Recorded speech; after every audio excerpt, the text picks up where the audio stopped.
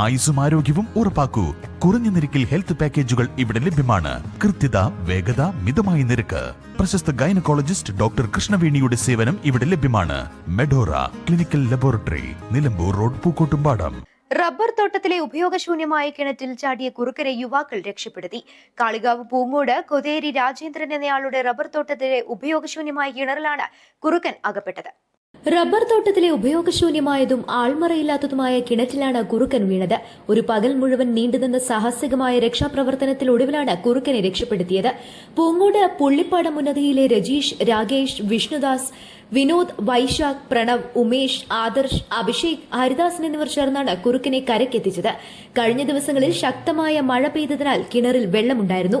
ഒരു ദിവസം മുഴുവൻ കിണറ്റിൽ കിടന്ന് കൂവി ബഹളമുണ്ടാക്കിയതിനാലാണ് കുറുക്കൻ കിണറ്റിലകപ്പെട്ടത് നാട്ടുകാർ അറിഞ്ഞത്.